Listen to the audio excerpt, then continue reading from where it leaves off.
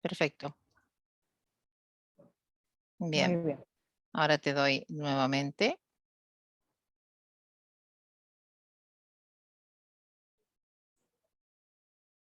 Perfecto. Adelante. Ahora estamos. Estamos grabando, podemos compartir pantalla y acá vamos. Bueno,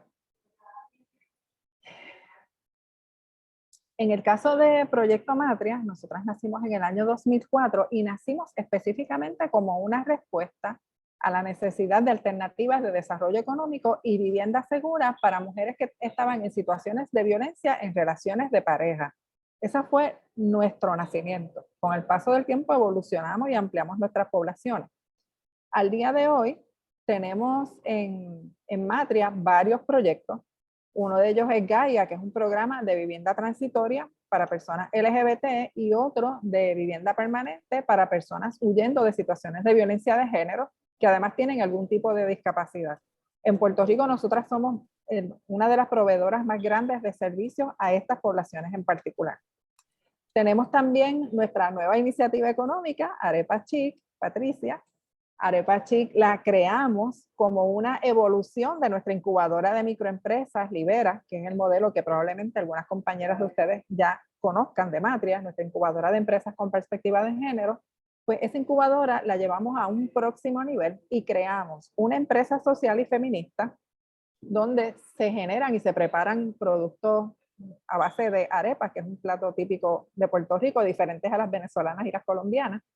Y la idea es desde ahí generar puntos de venta en los cuales esas empresas que nosotras antes incubábamos en muchísimos otros temas sean realmente empresas asociadas a la microfranquicia de Arepa Chic. Ahorita les puedo hablar un poquito más.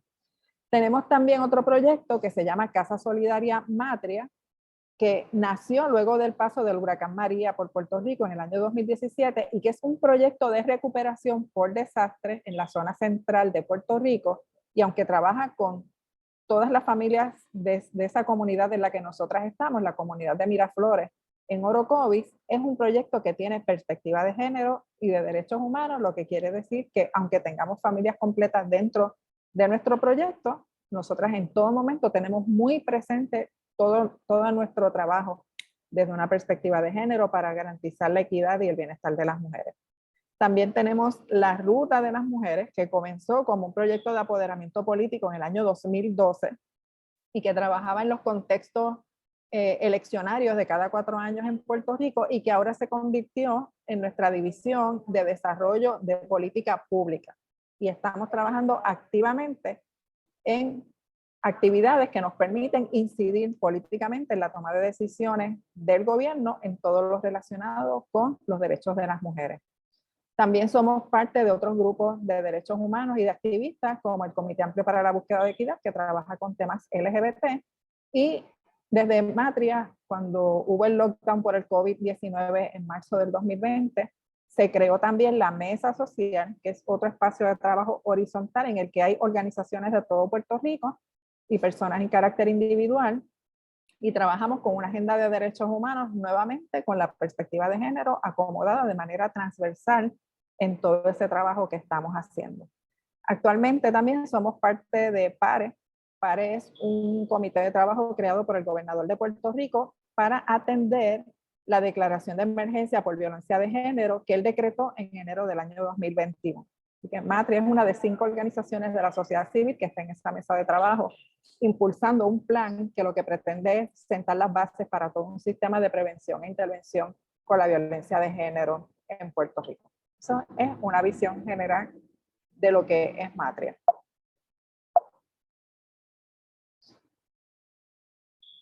A mí siempre me gusta enmarcar las presentaciones, y bueno, ahí están viendo una foto de mis tías paternas.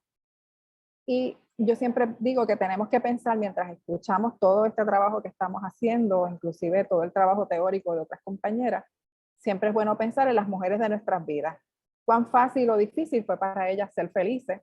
Y también preguntarnos, en el caso nuestro, es una pregunta que nos hacemos todo el tiempo, si el servicio directo es suficiente para manejar la complejidad de sus vidas.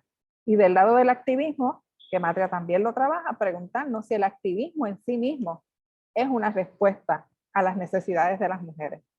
En Matria, nuestra contestación es que las dos cosas deben ir de la mano. Nosotras decimos que el servicio sin activismo se queda corto a la hora de resolver las situaciones que viven las mujeres en nuestro país.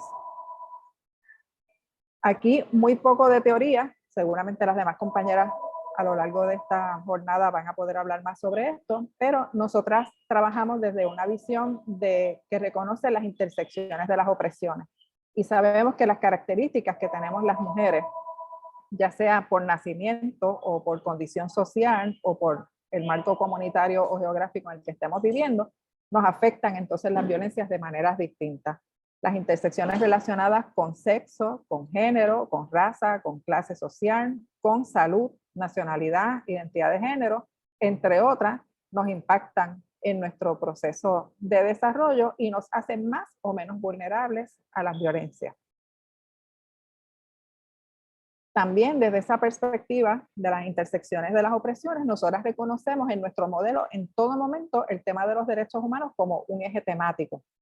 Así que nosotras siempre tenemos presente en todo lo que hacemos, tanto en el servicio como en el activismo, los derechos humanos de las mujeres. El derecho a educarse, el derecho a trabajar, a vivir en paz, a tener derechos sexuales y reproductivos, a tener participación política efectiva y en espacios seguros y en los que puedan tener una voz real. El acceso también al área laboral. Y dentro de todas las cosas que analizamos, nosotras miramos los datos en Puerto Rico y mi invitación es que en sus países miren también estos datos sobre las tasas de participación laboral de las mujeres, los niveles de pobreza, los asuntos relacionados con jefatura de familia, los niveles de violencia y en general la falta de acceso a sus derechos humanos de manera plena. Son preguntas que siempre que una da servicio las tiene que tener de frente, ¿verdad? Porque la mujer que llega frente a nosotras es el fruto de la combinación de todos esos factores. Y nosotras decimos también que los derechos humanos protegen. Así que la misma mujer que vimos ahorita con las intersecciones de las opresiones es la misma mujer que nosotras siempre ponemos en el centro de nuestros servicios y nos cercioramos de evaluar de manera concreta si tienen alimento, vivienda, educación, servicios de salud y psicológicos, servicios legales, acceso al crédito, transportación, trabajo y seguridad. Cuando una mujer llega a Matria, nosotros no estamos mirando a una mujer que es víctima de una situación de violencia. Nosotros estamos mirando una mujer que tiene un potencial por desarrollar y que vive en una estructura social que no le permite desarrollar ese potencial y por lo tanto la convierte en un ser humano vulnerable a todas esas violencias que recibimos las mujeres por el mero hecho de haber nacido mujeres. Usamos la pirámide del desarrollo de Maslow. Yo sé que las personas que trabajan con teorías de desarrollo humano utilizan quizás otros modelos de desarrollo. Nosotros usamos la de la pirámide porque nos parece así como chévere por la manera gráfica en que nos permite ver cómo las personas como seres humanos nos vamos desarrollando a través de nuestras vidas, pero nosotras lo atamos a cómo nuestro sistema económico, social y político, que en Puerto Rico es un sistema colonial, hace que grandes porciones de nuestra población tengan que vivir permanentemente en la base de la pirámide, buscando cómo garantizarse lo básico: techo, comida, descanso. Y cuando una persona está en la base de la pirámide, porque el sistema no le permite su desarrollo humano pleno, cuando una mujer está en la base de la pirámide alando a su familia para salir hacia adelante, ¿qué participación política real va a tener al final del día? ¿Con qué energía va a llegar a una reunión para hablar de planes comunitarios? ¿Con qué energía va a reclamarle al Departamento de Educación que le tenga un buen sistema educativo a sus niñas y niños? O reclamar sus derechos sexuales y reproductivos. Así que todas esas son cosas que nosotras tomamos en cuenta en el trabajo que hace Matria al ofrecer servicios a sus participantes, y por eso es que nosotras pues mezclamos el servicio con el activismo, porque pudiéramos estar 1000 años recibiendo mujeres en nuestras puertas, dándole techo, ayudándoles a montar una empresa, pero estructuralmente si no cambiamos todo lo que afuera pasa y las mete dentro de los ciclos de violencia, nuestro trabajo pues no es un trabajo trascendente y nosotras queremos que nuestro trabajo sea de trascendencia. Por otra parte, cuando se empodera, se educa y vamos eliminando esas barreras de la desigualdad, le permitimos a las mujeres llegar a esa etapa de trascendencia y nosotras lo hemos atestiguado. Yo creo que lo bueno de tener ya 17 años como organización es que podemos ver participantes de los primeros ciclos y ver dónde ellas están ahora y ver dónde están sus niñas y sus niños también, que es algo que quizá en mi caso yo no lo tenía tan presente, ¿verdad? Siempre tan enfocada en las mujeres, pero cuando con el paso de los años ve mujeres y hombres que conocimos pequeñitos, pequeñitas en nuestra oficina, corriendo por la oficina, haciendo los escarceos que hacen las niñas y los niños, de momento verlos y verlas que estudiaron, que tuvieron otra calidad de vida y que eso es gracias al trabajo que su mamá pudo hacer para salir de una situación de violencia y desarrollarse plenamente, eso es una satisfacción tremenda, pero es una reafirmación de que estos modelos de trabajo funcionan. Aquí le comparto unos datos breves sobre Puerto Rico. En Puerto Rico, desde el año 2004, la mayor parte de las inmigrantes han sido mujeres, principalmente de República Dominicana. En los últimos 2 años, el número de personas migrantes, o sea, la gente que se fue de Puerto Rico, pues fueron aumentando principalmente mujeres. En algunos años las mujeres fueron el 54% de las personas que abandonaron Puerto Rico. El 59% de las personas estudiando en universidades en Puerto Rico son mujeres. Nosotras perdimos como país el 11.8% de nuestra población en un periodo de 10 años. Nuestra tasa de feminicidios es alta, es de 3. Eso lo corroboramos con un estudio que hicimos, Proyecto Matria y otra organización que se llama Kilómetro Cero, está en línea, lo pueden buscar en nuestra página web, donde se analizan los feminicidios en Puerto Rico en un periodo de 4 años y pudimos identificar factores de riesgo y de protección. El 68% de las familias lideradas en Puerto Rico viven bajo el nivel de pobreza y solamente cerca de un 33% de mujeres en edad productiva trabajan. En términos generales, el 43% de la población en Puerto Rico vive bajo nivel de pobreza y eso es un número terrible. Y por otra parte, la media del costo de una vivienda es de $478 mensuales, un alquiler de una casa pues regular, ¿verdad? No es una casa buena y probablemente ni siquiera es una buena comunidad donde haya seguridad. Eso comparado con el ingreso per cápita en Puerto Rico de cerca de $13,000 al año, es un pago de alquiler alto. En Puerto Rico todo se paga. La educación pública es gratuita, pero es de tan mala calidad que la gente tiene que pagar colegios privados. El sistema de salud público es tan malo que la gente tiene que pagar planes privados. Es una cosa, el costo de vida aquí es muy alto también. Y los alimentos, ni se diga, en Puerto Rico se importa el 80% de los alimentos que consumimos. Todo eso se relaciona con la violencia de género. Y aquí pueden ver en pantalla unos cálculos generales sobre lo que implica vivir con el salario mínimo en Puerto Rico y estamos diciendo que hay familias que viven con $22 al día. Y $22 al día cuando un almuerzo en un restaurante te puede costar $7, $8, es nada comparado con todas las otras cosas que hay que pagar en nuestros hogares. Y bueno, nosotras sabemos que cuando hablamos de la situación de las mujeres y los espacios desde los cuales se trabaja con ellas, está el servicio directo, que es el que trabaja Matria, está el trabajo comunitario y está la incidencia política. Nosotras en Matria, nuestro modelo intenta entrelazar esos 3 espacios de trabajo. Y por eso tenemos nuestro programa de vivienda, nuestro programa de desarrollo económico, tenemos Arepa Chic, tenemos Casa Solidaria y tenemos la Ruta de las Mujeres. Son todos los espacios que para nosotras deben entrelazarse. No renunciamos, sin embargo, a la responsabilidad que tiene el Estado frente a la violencia hacia las mujeres, por eso es que trabajamos con incidencia y estamos convencidas, y son los reclamos que le hemos hecho al gobierno de Puerto Rico ya por años, de que el gobierno tiene que fortalecer la vigilancia de los feminicidios, que tiene que sensibilizar y adiestrar al personal del sistema de salud, que hay que adiestrar y sensibilizar al personal de la policía, de todo el sistema de justicia, que tienen que haber estrategias de prevención e intervención definidas desde el Estado para ser ejecutadas por el Estado, porque nosotras las organizaciones tenemos las nuestras, ¿verdad? Pero el Estado tiene una responsabilidad que va por encima de todo lo demás.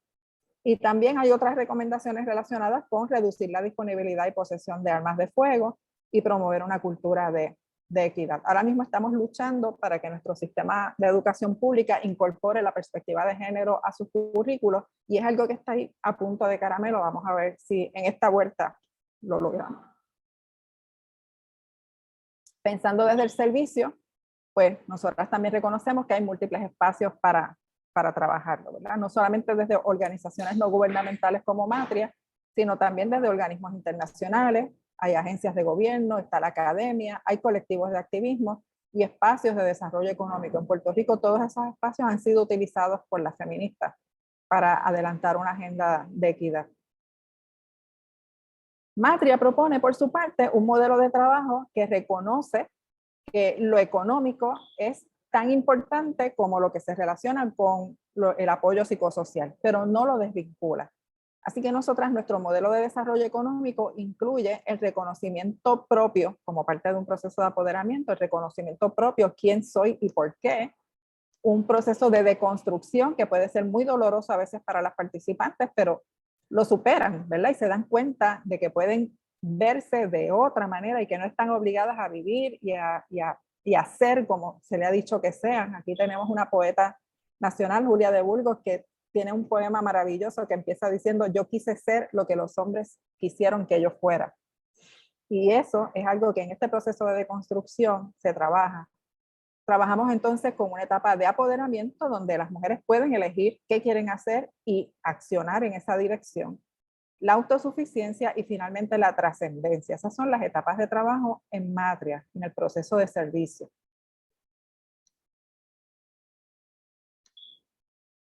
Tenemos una perspectiva holística también. Nosotras hablamos de un modelo de 360 grados de derechos humanos, donde todo nuestro expediente de trabajo con las participantes tiene los formularios y los ejercicios necesarios para hacer ese análisis completo de 360 grados de derechos humanos.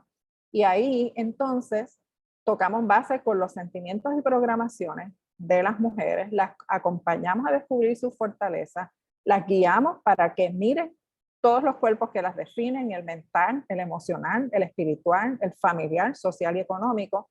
Y le añadimos esa perspectiva de derechos humanos para que ellas sepan que eso que les han hecho pensar que es un privilegio o que es algo que hay que mendigar, pues miren, no, ni es un privilegio ni lo tienen que mendigar, porque es su derecho humano, tener techo, alimentación, salud, educación y todos los otros derechos humanos de segunda y tercera generación que ya se reconocen a nivel internacional. Las situaciones económicas o el desarrollo económico, aun cuando sea un programa de vivienda y le estemos diciendo tienes techo seguro, estamos pagando la electricidad, el agua potable, todo lo pagamos nosotras también, pero tienes que trabajar tu propia autosuficiencia, no porque nosotras queramos salir de ti, sino porque es para tu desarrollo humano pleno. Y desde el primer momento eso se trabaja reconociendo que trabajamos con poblaciones que no tienen destreza de manejo de presupuesto familiar, que no tienen destrezas de vida en términos generales, no saben lo que es ir a una cooperativa, a un banco, no saben lo que es gestionarse en la búsqueda de un empleo, en el trámite de estudios, y nosotras entonces trabajamos todas esas destrezas como parte de un proceso de desarrollo económico. Y estamos muy conscientes que si queremos hablar de un modelo de desarrollo económico que incluya a las mujeres, lo que nosotras estamos haciendo debe ser parte de eso. O sea, nosotros sabemos que lo que Matria hace está bien y pensamos que el gobierno y otros espacios lo tienen que incorporar, que es trabajar entonces con apoderamiento, con la garantía de derechos humanos, servicios de apoyo que reconozcan las necesidades y realidades de las mujeres, desarrollar expresiones y acciones concretas para que las mujeres y nosotras como sociedad podamos contrarrestar las cosas negativas que el sexismo trae a nuestras vidas, y también saber que tenemos que impulsar una educación no tradicional que incluya capacitación económica, y cuando estamos en empresas, saber que tiene que haber un sistema de mercadeo que apoye esas empresas.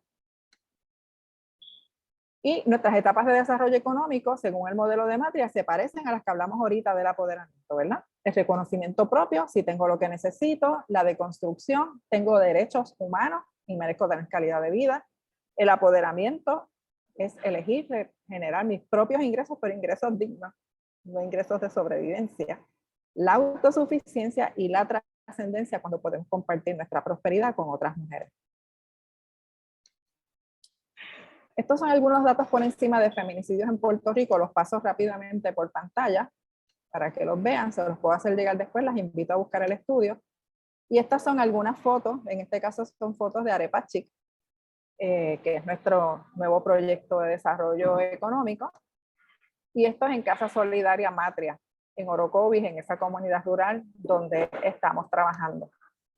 Estas son algunas a la izquierda de la pantalla ven a una de nuestras empresarias y a la derecha una de nuestras compañeras de trabajo empacando bolsas de alimentos, porque cuando hubo el lockdown por el coronavirus en Puerto Rico, las familias pasaban hambre. Las invito a buscar a Proyecto Matria y entonces creo que nos quedan unos minutos, Patricia, que me parece que sería excelente que pudiéramos hacer preguntas y que me dejaran saber en qué áreas de lo que presenté les gustaría que profundice y les dé más información.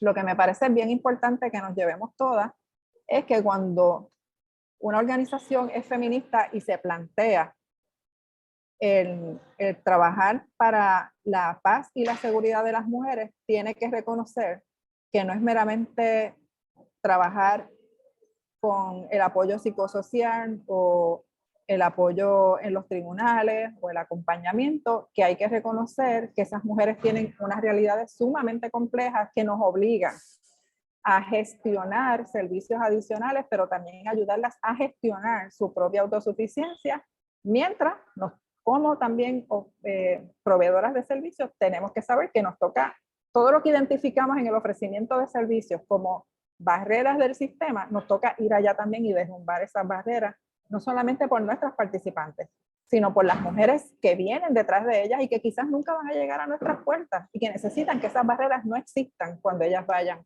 a desarrollarse plenamente. Patricia, ya te pasé también lo de anfitriona. Muchísimas gracias, Amarilis.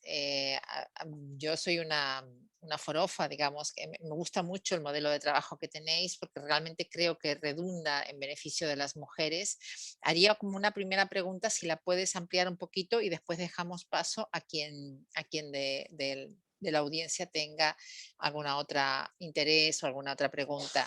Cuando hablaste sobre servicios sin activismo no es suficiente, ¿podrías comentar a qué le llamáis vosotros el activismo? O sea, el servicio me queda claro, ¿no? Que es parte de lo que todo ese proceso integral de trabajo, desde el apoderamiento, toda la cuestión económica, la incidencia, la importancia que tiene. Pero vosotras como lideresas, ¿a qué le llamáis activismo? Sí, pues mira, cuando nosotras hablamos de activismo en Matria, estamos hablando de varias tareas que ejecutamos simultáneamente. Nosotras monitoreamos lo que está ocurriendo socialmente, qué actores y actoras tienen voz en la conversación pública, en qué dirección van esas voces, qué efecto pueden tener en los derechos humanos o en las violencias que reciben las mujeres. Monitoreamos lo que está ocurriendo en nuestra legislatura, o sea, qué legislación, qué leyes se están tratando de pasar o qué leyes están tratando de detener y qué efecto tienen en la vida de las mujeres. Y monitoreamos lo que hace nuestra rama ejecutiva, o sea, el gobernador, los alcaldes, e inclusive monitoreamos lo que hace el Poder Judicial, que son los tribunales. Una vez monitoreamos, pues tomamos decisiones estratégicas. Usualmente no lo hacemos solas. Nosotras en Matria trabajamos siempre en alianzas con otras organizaciones de mujeres, aunque no tengamos nombres como colectivos y sean alianzas a veces incidentales, siempre tomamos decisiones en consenso con esas organizaciones y decidimos qué cosas queremos mover, qué mensajes queremos llevar y cosas que hemos estado haciendo recientemente. Bueno, hemos estado siguiendo de cerca todo el discurso conservador de un nuevo partido político que nació en Puerto Rico que se llama Proyecto Dignidad, que es como el Vox de España. Traen a Agustín Laje acá a dar conferencias y a invitarnos a nosotras a debates públicos. Hemos tenido que pasar por eso. Y sabemos que ese discurso conservador tiene un efecto inmediato en el nivel de violencia que reciben las mujeres en esas comunidades de fe que siguen a estos líderes y lideresas. Y también sabemos el efecto que tiene dentro de la legislatura en legisladores que no son de ese partido Proyecto Dignidad, pero que de momento le hacen el coro a la hora de tomar decisiones sobre el derecho al aborto en Puerto Rico, sobre otros derechos de las mujeres y de las personas LGBT. Nosotros decidimos abrir esta división de política pública también porque nos dimos cuenta que si no somos puntuales y no reaccionamos y respondemos o proponemos cuando hay proyectos de ley discutiéndose en la legislatura, hacen lo que les da la gana sin tener conocimiento ni siquiera de lo que están tomando decisiones. Ejemplo, en Puerto Rico está la ley 54 que atiende la violencia doméstica, así se le llama, violencia doméstica, y es la ley que más veces han intentado enmendar en Puerto Rico desde que se creó en 1989 hasta ahora. En esta sesión legislativa que acaba de terminar, nosotras manejamos decenas de proyectos de ley que proponían enmiendas a la ley 54, porque el tema de la violencia de género de momento está de moda. Entonces todos los legisladores quieren tener una medallita de que hicieron algo por la violencia de género, pero proponen enmiendas que no tienen sentido. Entonces nuestro activismo incluye, como quien dice, frenar o impulsar o educar a personas de la legislatura, de la rama ejecutiva que están tomando decisiones sobre nosotros.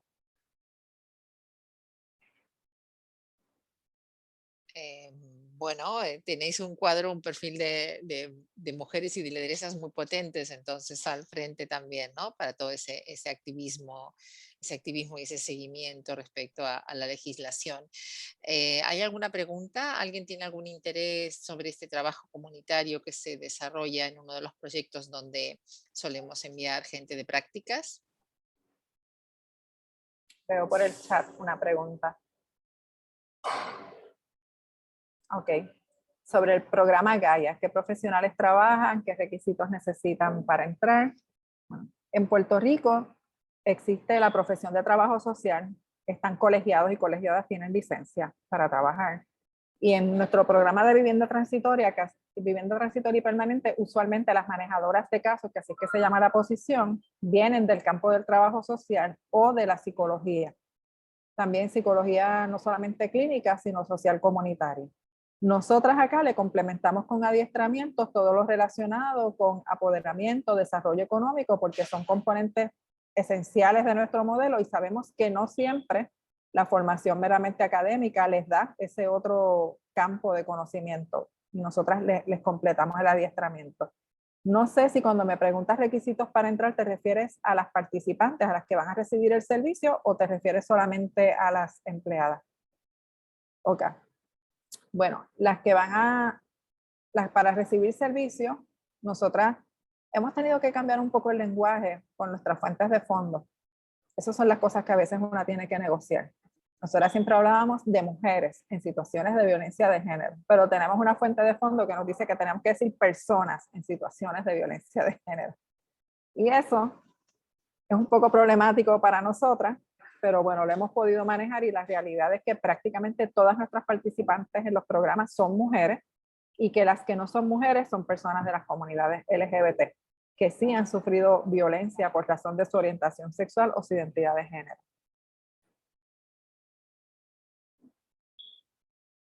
¿Alguna pregunta más? Yo tengo una pues no queremos ocuparte más tiempo porque hoy era un día muy especial en Puerto Rico, si quieres tú también un poco lo comentas, pero definir en breves líneas, en muy breves líneas, el éxito del apoderamiento que vosotras lográis con las mujeres, porque sí se logra. O sea, ¿dónde dirías tú que está la clave de cara a, por ejemplo, el programa integral que al menos lleva Oralde y que todavía tiene poca trayectoria y que tiene que encajar todavía otras aristas también de cuidados y de miradas? Pues mira, yo te diría que parte esencial del éxito de nuestro modelo tiene mucho que ver también con la capacitación de las compañeras que van a implementarlo. ¿Por qué? Porque Matria creó su propio modelo de desarrollo económico y apoderamiento y su propio modelo de vivienda. Y nos tomó años, ¿verdad? Nosotras tuvimos que básicamente también autoeducarnos y deconstruirnos, porque el primer año nosotras nos descubrimos a nosotras mismas ejerciendo el mismo rol patriarcal de decirle a las mujeres, no, tú lo que necesitas es X cosas, o tú lo que tienes que hacer es X cosas. Y tuvimos que de momento mirarnos y decirnos, pero ¿qué estamos haciendo? Estamos ocupando el espacio de la persona agresora, haciendo lo mismo con las mujeres. Y tuvimos que aprender a reconocer, en primer lugar, la autonomía y el potencial de las participantes y cerciorarnos de convertirnos en las acompañantes en un proceso de autodescubrimiento. Y sí, ofrecerle alternativas, porque cuando tú vienes de una vida de pobreza y de privación, hay cosas que tú no vas a ver porque no son parte de tus experiencias.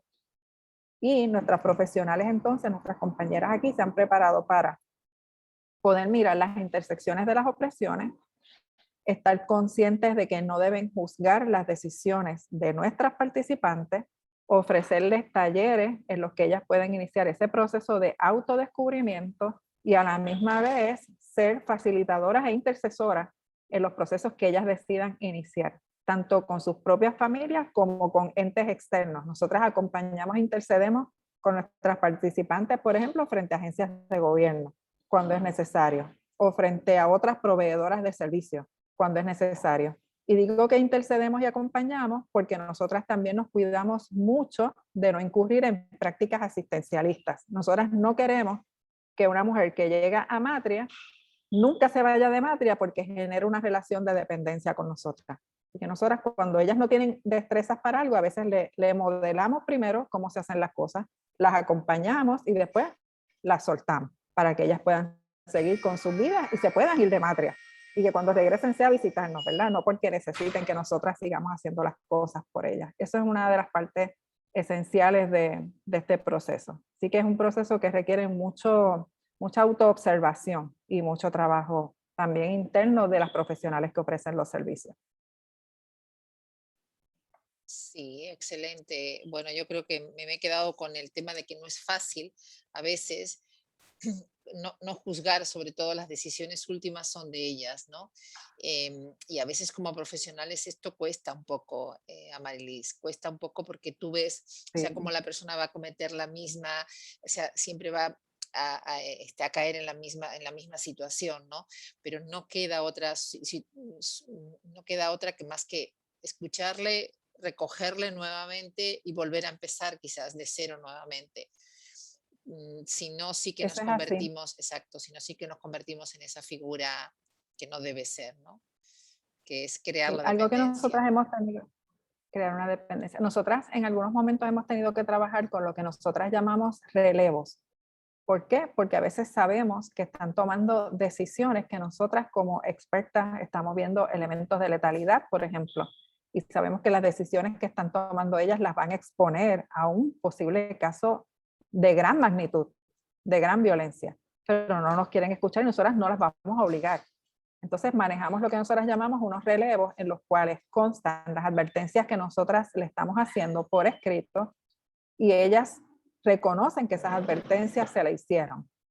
Lo otro que nosotras hacemos es que, aun cuando vemos que están tomando decisiones que no son las mejores para ellas, les reafirmamos que no las juzgamos aquí, ya en el lenguaje común que utilizamos con las participantes, es las comadres no juzgan. Y a veces inclusive en el equipo de trabajo, cuando alguien va a criticar a otra por algo, es las comadres no juzgan. Entonces nos lo recordamos constantemente. ¿Por qué? Porque eso les permite también a ellas sentirse en la comodidad de decirnos lo que están viviendo y lo que están pensando. No queremos tampoco establecer una relación paternalista de esas en las que te esconden la información por temor a un juicio y después nos enteramos muy tarde de la catástrofe que ocurrió. Sí, nos pasa precisamente de que cuando se sienten juzgadas o tienen miedo, esconden una información que tarde o temprano esa información sale y se vislumbra por otro lado, porque generalmente las mujeres no recurren a un solo servicio, sino que a veces recurren a más de un servicio, ¿no? Con lo cual, si hay una interconexión de trabajo en red, nosotras con el resto de los servicios, terminamos conociendo la realidad. Así es. Excelente. ¿Alguna otra pregunta? Bueno, pues nuestra parte entonces, si no hay más preguntas, Amarilis, te dejamos que vosotras disfrutéis junto con la gente de Matria y las compañeras de este día, que es un día muy especial para ti. Te agradecemos muchísimo que hayas, bueno, ha habido todo un proceso de acomodamiento de horarios para una festividad importante que ustedes tenían para que pudieras participar en este espacio. Así que enormemente agradecidas desde Fundación Ahorralde y desde la universidad también, por supuesto. Y ojalá que podamos tenerte un día de forma presencial para trabajar más y con más horas este tipo y estos procesos de apoderamiento. Les despedimos a Marilis. Por favor, nos envías el PowerPoint para que la gente lo pueda tener también. Y ahí queda esa línea de conexión por si alguien tiene intenciones o un interés específico en este modelo que habéis creado propiamente de trabajo. Muchísimas gracias. Gracias, Patricia. Gracias por el espacio y espero que podamos seguir colaborando. Nos vemos. Hasta luego. Muy bien, hasta luego. Un abrazo muy grande. Bye. Bueno, continuamos después de este recorrido, digamos, por una forma de trabajo que nos parecía importante, una forma de trabajo con un modelo como ha descrito Amarilis Pagán Jiménez.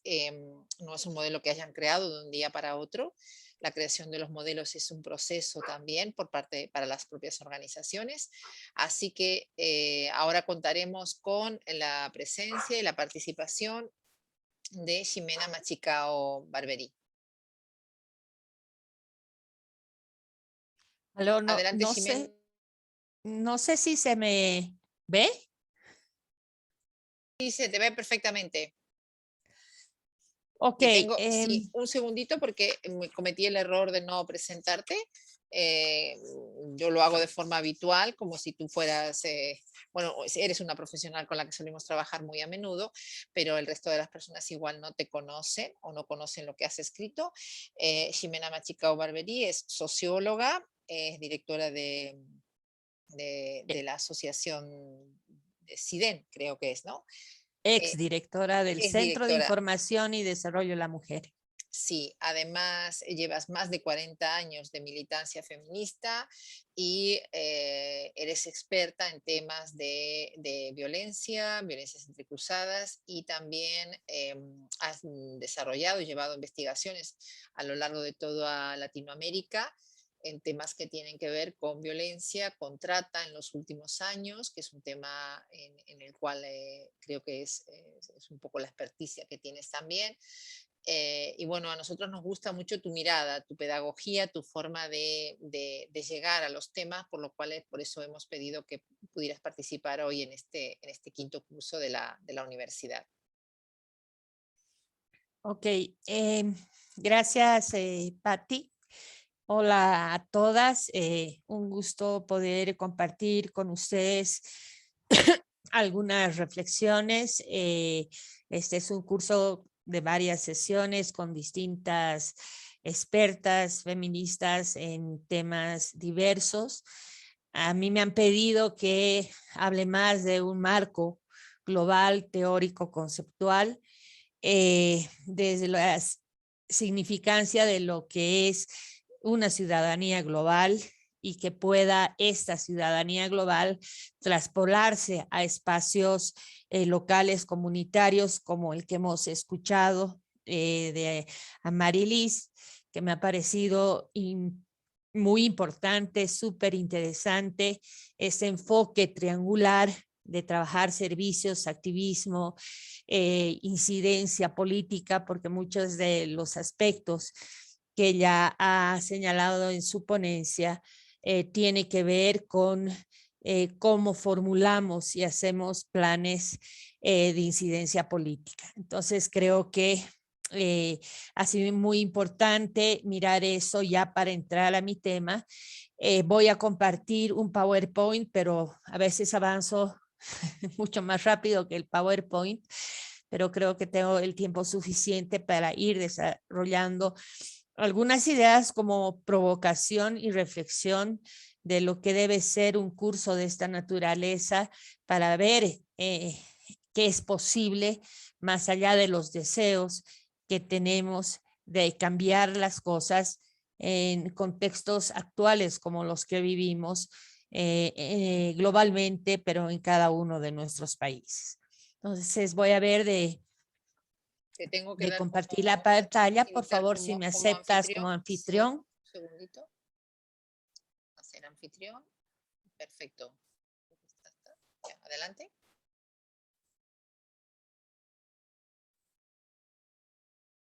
Creo que ya estamos, Ximena, con posibilidad de que puedas presentarla, hacer ¿La ven? presentación. Perfecto. Sí, sí. Ok. A ver, uno de los aspectos que es parte de mi reflexión, no solo mía, sino yo creo que de muchas compañeras y movimientos feministas a nivel global y en nuestros países, es esto de la ciudadanía global. He intentado buscar una definición que más o menos, ¿no es cierto?, tenga un acercamiento a lo que se puede entender como ciudadanía global, a diferencia de lo que pueden entender los sistemas políticos, las agencias de ayuda al desarrollo, las fundaciones y una serie de otros actores institucionales, sociales, políticos, que se posicionan políticamente desde una manera diferenciada sobre lo que es la globalidad y lo que es la globalidad en el mundo actual en el que vivimos. Y me ha acercado de alguna manera a una definición de Oxfam que dice que un ciudadano global es alguien que conoce y comprende el mundo en general y su lugar en él. Toman un papel activo en su comunidad y trabajan con otros para hacer que nuestro planeta sea más igualitario, justo y sostenible.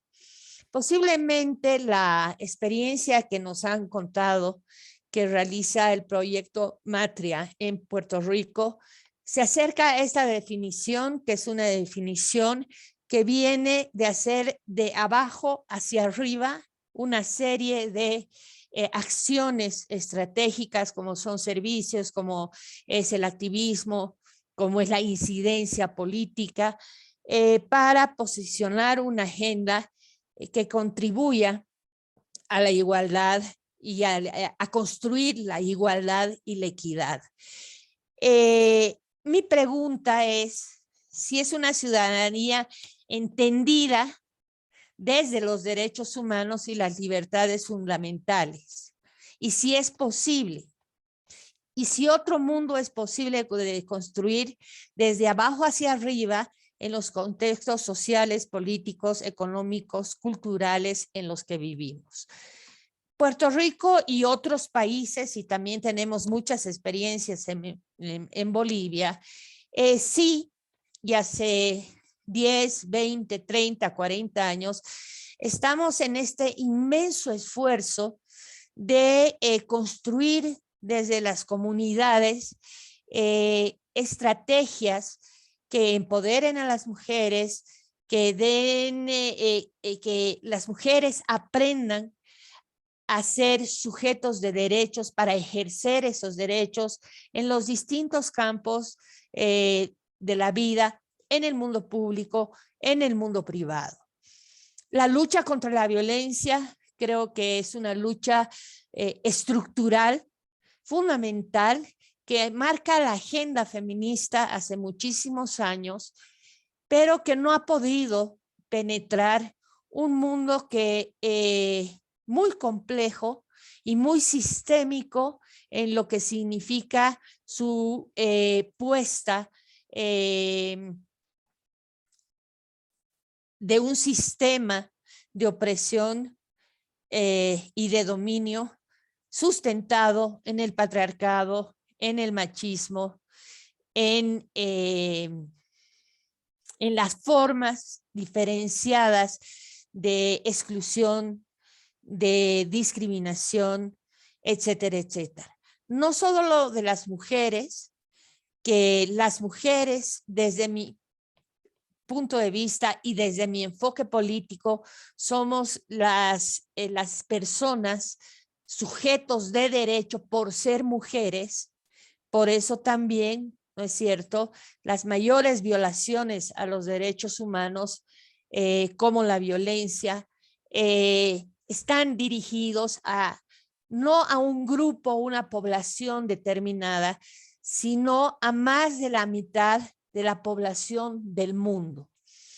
Y creo que es importante, porque muchas veces manejamos los conceptos y nos olvidamos de dónde se han parido esos conceptos, de dónde se ha parido desde el feminismo como movimiento político, como movimiento social, como movimiento filosófico, que no lo hemos hecho ni mi generación, ni la generación que viene después de nosotras, sino que hemos tenido ancestras, hemos tenido mujeres inmensas a lo largo de la historia de la humanidad que han ido posicionando conceptos que muchas veces es necesario volverlos a traer en nuestras reflexiones y volverlos a analizar y adaptarlos al contexto que vivimos en el siglo XXI.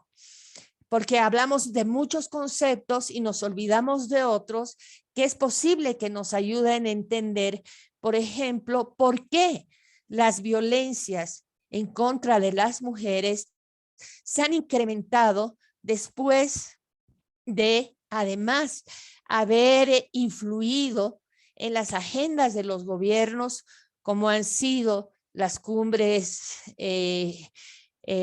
mundiales, las conferencias mundiales que se han dado en la década de los 90, que creo que es una década de grandes avances sustanciales en el texto logrados por los movimientos de mujeres, por los movimientos feministas principalmente, en Viena, en Cairo, en Beijing y en los seguimientos que se han hecho.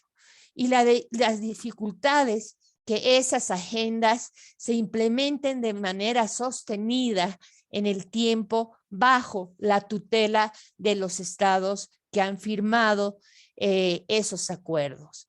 Son acuerdos de buena voluntad, pero también podemos hacer referencia a la CEDAW, que data de mucho antes, en la región, a Belén do Pará, en la lucha contra la violencia.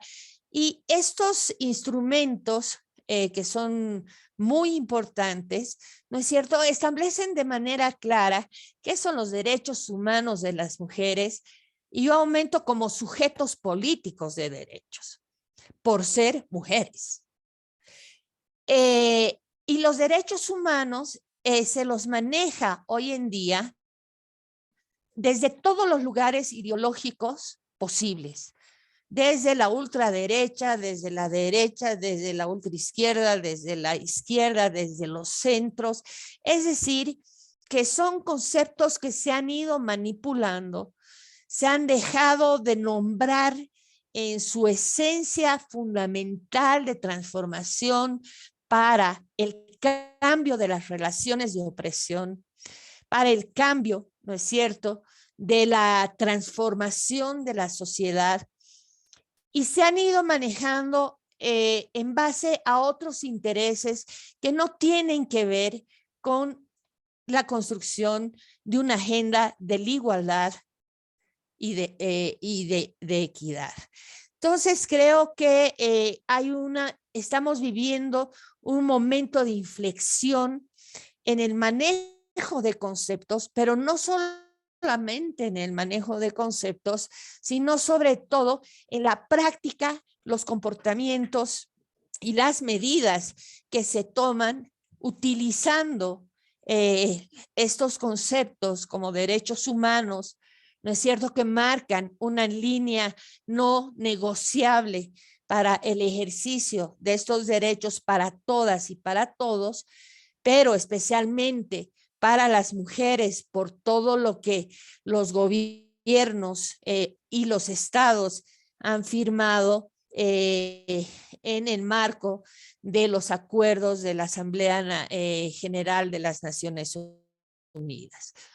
Sin embargo, todos sabemos y todas sabemos, y a esas alturas, que dicha la palabra o hecha la ley, hecha la trampa. Y que muchas veces no resignificamos nosotras mismas lo que trasciende a los derechos humanos, como es, por ejemplo, la universalidad de estos derechos. ¿Qué quiere decir? Que todos, más allá de la raza, de la clase, de la pertenencia cultural, de las opciones sexuales o de identidades de género, de tu condición física, de la pobreza, de la extrema pobreza, etcétera, todas y todos somos iguales ante la ley. Todas y todos tenemos los mismos derechos. Por lo tanto, eso da cuenta de la universalidad, o podemos decir de la globalidad y de la validez que tienen los derechos humanos y las libertades fundamentales. Son derechos interdependientes e indivisibles. Esto nos está diciendo que un derecho no puede ir sin otro derecho. Y aquí quiero dar un ejemplo porque tomo la experiencia que hemos escuchado de a Marilis en el sentido del empoderamiento económico de las mujeres. Sin lugar a duda, el empoderamiento económico de las mujeres es una apuesta absolutamente necesaria e ineludible.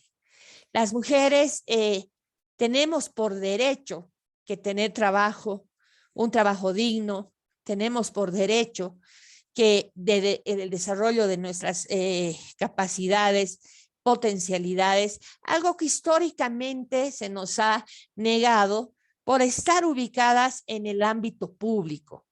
Y esto tiene que ver con la división sexual del trabajo, que aunque no quieran, aunque no se quiera reconocer, sigue funcionando como la base fundamental de sustento del patriarcado. Pero cuando hablamos de derechos interdependientes, hacemos, y Amarilis hizo la relación, no solamente se trata de trabajar sobre esos derechos, sino se trata también de trabajar sobre los derechos físicos y los derechos políticos. ¿Y a qué me refiero con el derecho, los derechos físicos? Que en realidad hablan estos derechos sobre dos temas de la agenda pendiente que tenemos todavía los movimientos de mujeres, las feministas y anexos, que es el derecho a vivir una libre de todas las formas de violencia y el derecho al ejercicio de una sexualidad responsable. Es decir, que estamos hablando en cómo se garantiza los derechos sexuales y reproductivos. Y están por otro lado los derechos políticos.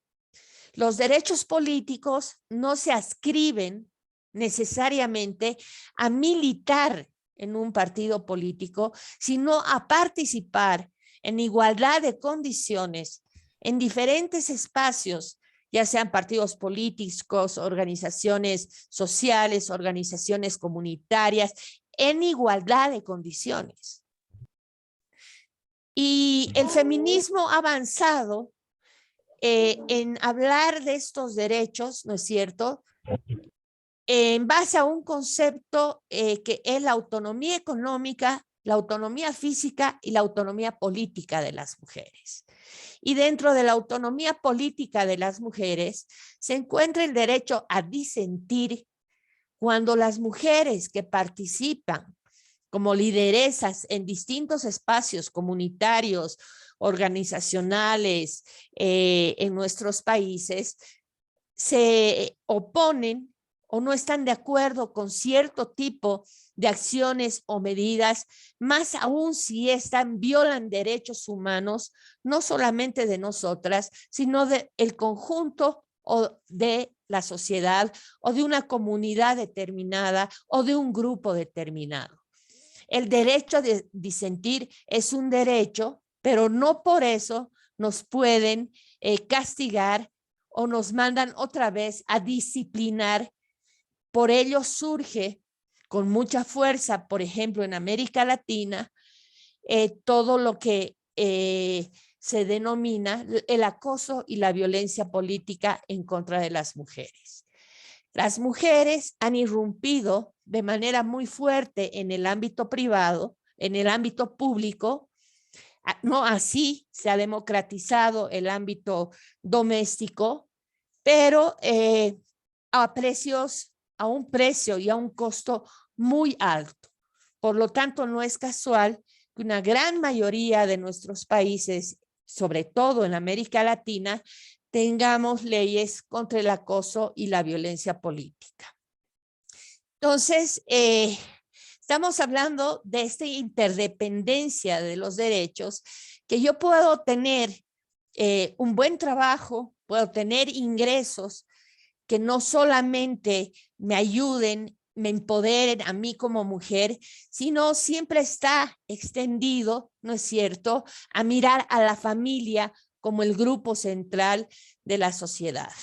Somos países fundamentalmente católicos o de otras religiones, pero donde hay un anclaje muy fuerte que tiene que ver con otra vez la división sexual del trabajo, con el deber ser, el hecho reproductivo y la maternidad. Y estos derechos universales, independientes e indivisibles se empiezan a fragmentar, ¿no es cierto? Empiezan a desestructurarse y se los ve muchas veces que si las mujeres ya participan en política, ¿qué más quieren? Pero esa mujer puede estar siendo pegada, puede estar siendo violada o finalmente la pueden matar, como nosotros tenemos en Bolivia casos de feminicidios políticos. Por otro lado, los derechos no son irrenunciables, pero no son lineales, son progresivos. Y si ustedes hacen una mirada retrospectiva a nuestra historia como mujeres, yo ya nací con el derecho a votar. Nací con el derecho a la educación.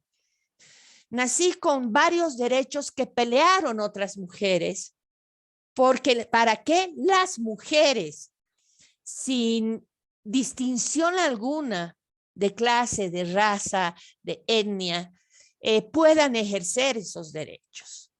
Muchos los hemos ganado, otros se han paralizado, pero hay derechos que se conquistan. El feminismo habla de una primera ola, de una segunda ola, de los derechos sustantivos, etcétera, de una tercera ola. Ahora se está hablando de una cuarta ola. Y no son olas, sino son procesos progresivos. Y la conquista de los derechos es una de las luchas más duras que hay para las mujeres. Porque tú puedes ganar un derecho un día y al día siguiente perderlo. Por lo tanto, no es lineal porque hay fuerzas conservadoras, institucionalizadas, que atentan contra esa agenda, porque resisten a esa agenda, porque el poder como dominio, que mayormente está conformado por los hombres y la educación que han recibido, por la construcción sociocultural que han tenido, que no es natural, sino es aprendida, ejercen sobre otros grupos que no tienen las mismas posibilidades y condiciones para ese ejercicio de poder que cambie el significado del poder como dominio a un poder de reconocimiento, a un poder de respeto y a un poder de dignidad. Estas tres palabras son las que deberían remirarse para seguir peleando por nuestros derechos y no ir en un retroceso que es muy peligroso en estos momentos en el mundo entero, más aún después de lo que nos ha tocado y nos va a seguir tocando vivir con la pandemia. Y aquí quiero ligar al concepto de justicia social. ¿Qué es justicia social? La justicia social hace referencia a la necesidad de lograr un reparto equitativo de los bienes sociales, tanto objetivos como simbólicos, asegurando así la dignidad de todas las personas y la cohesión social. Lo menos que tenemos es justicia social en el mundo entero.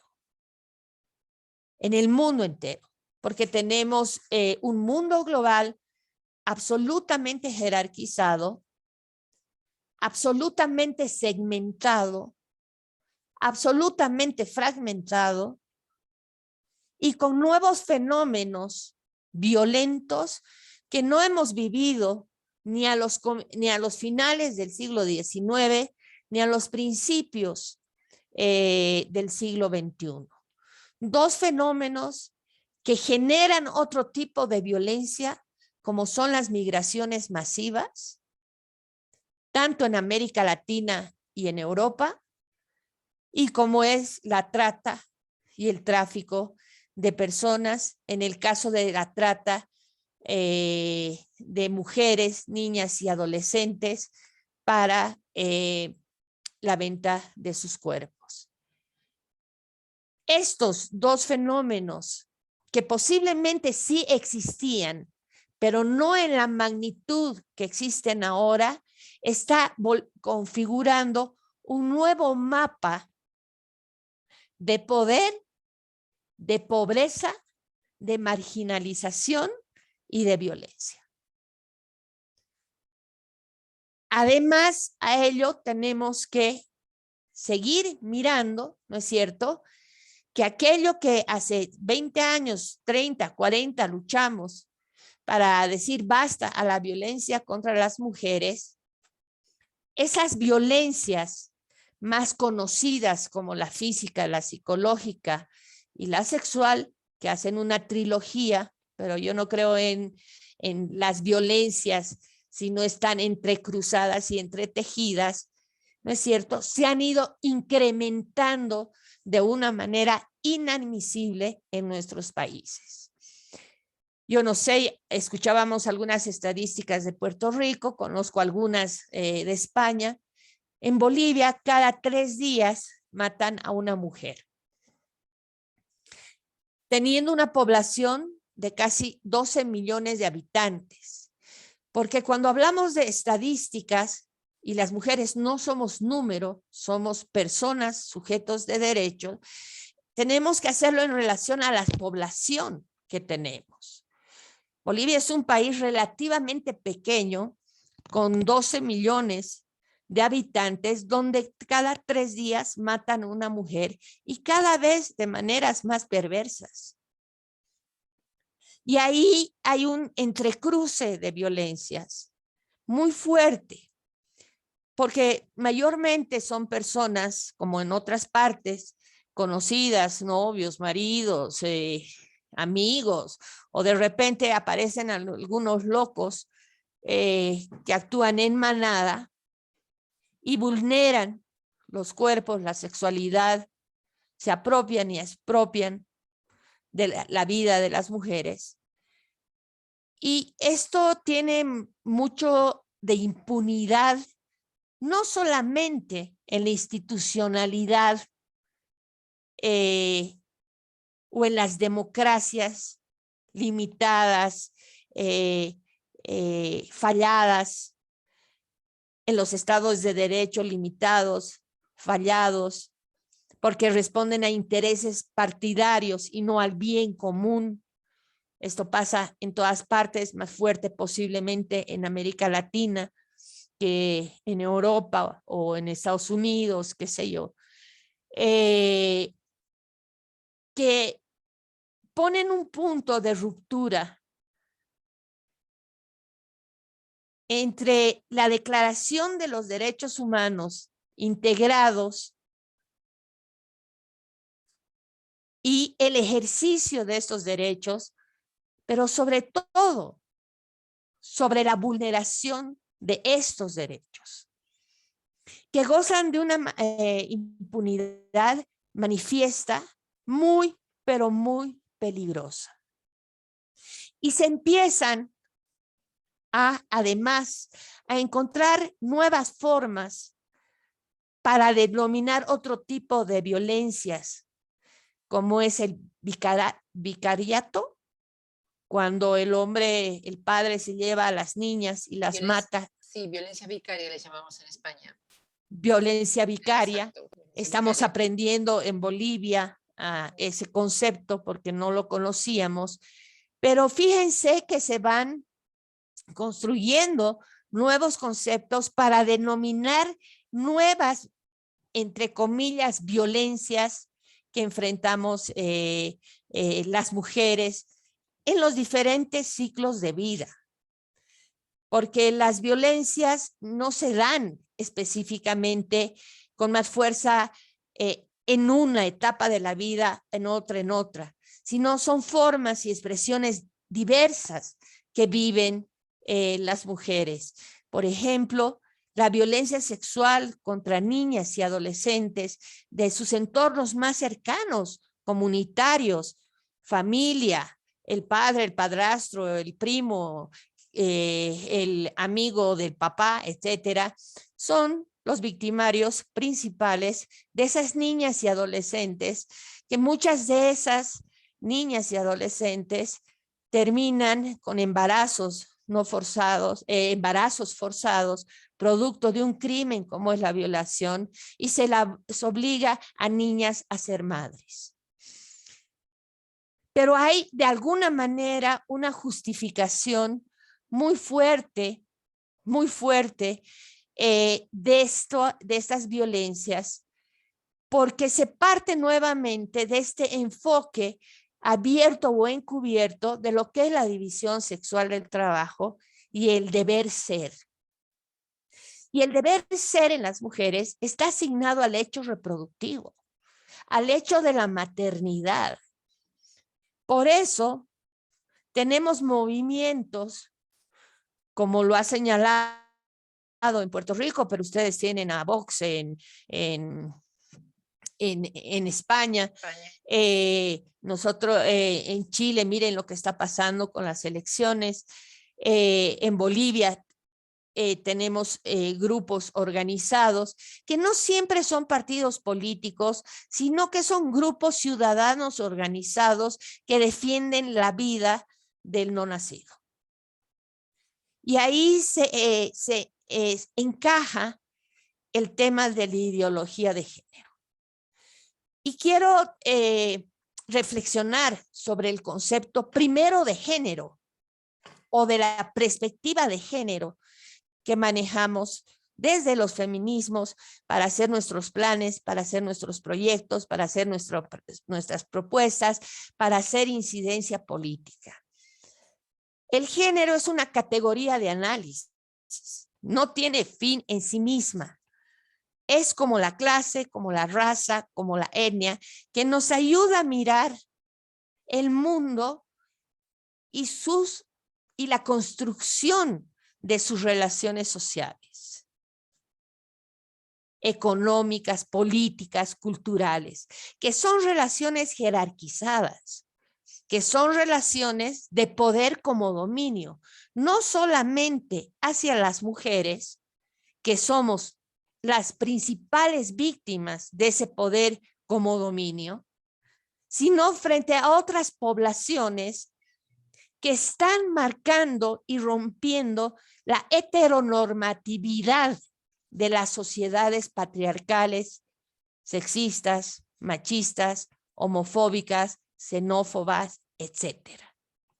Es por eso la reacción, ¿no es cierto?, contra los grupos LGTB. Es por eso la reacción contra las migraciones, que tienen un alto grado de xenofobia y de racismo incorporado per se como algo natural y legítimo de los que detentan y hacen uso y abuso del poder que les otorga además el pueblo con su voto. Y ahí quiero entrar a otra reflexión de lo que significa hablar de pueblo. Pueblo es una abstracción. Yo represento al pueblo, el pueblo me representa. Tal vez estoy muy marcada por los procesos que desde muy chica he vivido políticamente en mi país. Y yo me pregunto, ¿quién representa a quién? ¿Quién es el pueblo? El pueblo es una abstracción teórica. Por lo tanto, yo prefiero hablar de ciudadanas o ciudadanos, porque el pueblo per se no tiene derechos, porque es una abstracción teórica.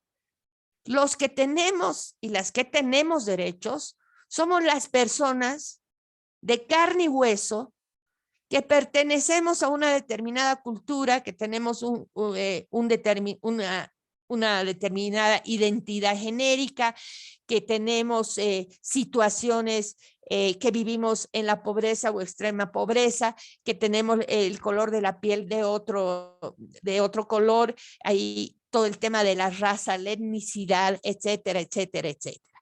Pero todo esto que nos hace ser diferentes, en vez de ser una riqueza para el desarrollo de la humanidad, para la construcción de la paz y la cohesión social, se convierte no solamente en generación de mayores desigualdades, sino de mayores violencias, porque se despojan de derecho a esos que somos, a esas que son diferentes. Las migraciones masivas que tratan por el mar en el Mediterráneo de llegar a España no son seres humanos, son objetos de mercancía, donde las redes del crimen organizado es donde más actúan porque se llenan de plata y tienen que cruzar, si no mueren en el intento, días, meses para llegar a una frontera donde les dan comida, los reciben allá donde quieren, porque en otros países no los reciben, pero ya llegan sin ningún tipo de derechos, sin ningún tipo de dignidad, en la mendicidad, que es otro delito, que no dan cuenta ni dan respuesta los estados. Lo mismo pasa en las fronteras en América Latina. Millones de personas queriendo entrar de Centroamérica, principalmente a México, como puente tránsito para Estados Unidos. Y no les importa si mueren en el camino porque no tienen nada que perder.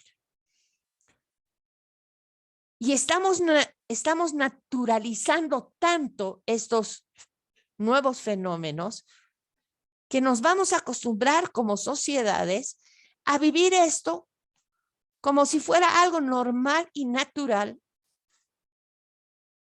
que millones de personas quieran irse de sus países porque sus países, sus estados no responden a sus necesidades básicas.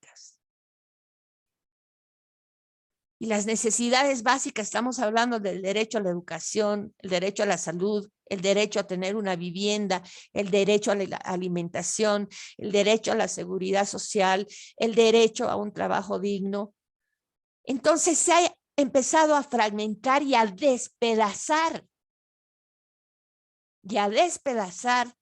lo que podríamos entender como una sociedad o una comunidad global que responda a las necesidades de esa globalidad, como han establecido una serie de acuerdos desde los Objetivos del Desarrollo del Milenio hasta las ODS, para achicar esas brechas y ser más solidarios entre el norte y el sur y el norte. Pero esto no ha sido posible y cada 2 años se reinventan una nueva agenda, porque los estados en general no cumplen con sus compromisos, ni presupuestarios, ni políticos, ni sociales, porque también están en una crisis terminal de sus estructuras decadentes y de su incapacidad de renovar esas estructuras para dar respuestas a una comunidad global y en nuestros países a las comunidades nacionales, comunitarias, territoriales, locales. Y esa es la inflexión que estamos viviendo. Y en ese marco de inflexión global tenemos, ¿no es cierto?, el tema del aumento de las violencias entrecruzadas de las mujeres. Cuando hablo de violencias entrecruzadas y de la división sexual del trabajo, que da cuenta de esto, ¿no es cierto? Estoy hablando de esta diversidad que tiene la humanidad y que no tenemos por qué ser iguales. Yo creo que la diferencia hace la riqueza o hace la riqueza humana, la calidad humana, pero la diversidad genera y está generando mayores desigualdades. Obviamente, no podemos perder de vista un enfoque interseccional, porque si bien todas las mujeres, sin ninguna distinción de clase social o situación económica, podemos vivir diversas formas de violencia, una gran mayoría de las mujeres viven múltiples violencias por múltiples causalidades. ¿Qué quiero decir con esto? Que yo como mujer de clase media puedo vivir violencia en el trabajo, acoso laboral, nadie me ha tocado en la vida, he tenido suerte, pero hay muchas mujeres que no solamente por el hecho de ser mujeres se las agrede, sino por el hecho de pertenecer a una cultura distinta. Se aumenta otra violencia. O por el hecho que una mujer tenga una identidad de género o una opción sexual diferente a la heterosexualidad y su compulsión. O que sea una mujer discapacitada, que sea una mujer negra.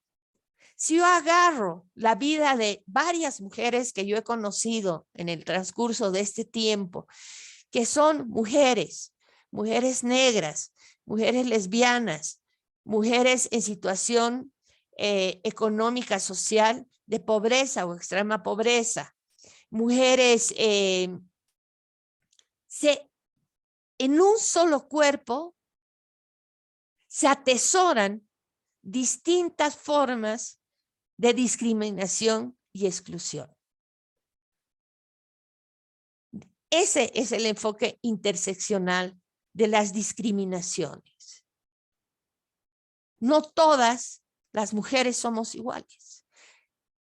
Somos distintas. Tenemos distintas condiciones y situaciones de vulnerabilidad. Y por lo tanto, hay que focalizar también el trabajo hacia esas poblaciones, pero ello no significa desconocer de ninguna manera que el sujeto universal político de derechos somos todas las mujeres sin distinción de clase, de raza, de orientación sexual o identidad de género. Porque somos las víctimas, y no estoy revictimizando, sino estoy llamando las cosas por su nombre, de las diversas formas y expresiones de violencia que vivimos las mujeres en el siglo XXI. En los temas de trata, en América Latina, yo he trabajado en 5 países, he hecho trabajo de campo, en prostíbulos, en lenocinios, en albergues de mujeres, de niñas rescatadas. Encuentras niñas y adolescentes de todo extracto social. Porque las redes de tratantes, que va junto al crimen organizado y haciendo un crimen de lesa humanidad, la esclavitud del siglo XXI, se dan el lujo, además, de pedir a niñas negras. Porque hay un estereotipo y un juicio con las niñas negras. Son más calientes. Se dan otros grupos de solicitar mujeres indígenas en la triple frontera con el Paraguay, mujeres indígenas guaraníes. O se dan el lujo de querer mujeres de clase alta, pero que tengan 60, 80, 90, y que además se tengan que operar los senos para tener senos frondosos. Ahí está toda la experiencia, sin tetas no hay paraíso, de lo que sucedió en Colombia en los años 80, 90, muy ligado a todo el tema del narcotráfico. Entonces no hay una sola forma de actuar que tiene el crimen organizado, sino muchas formas de actuar, donde finalmente todas las mujeres de todas las clases sociales, de toda pertenencia cultural, pueden ser víctimas y están en situación de riesgo. No es que una es más que otra. Hay que conocer las dinámicas de este flagelo de la esclavitud del siglo XXI para darnos cuenta de la magnitud y el poder que tiene el crimen organizado para la cooptación,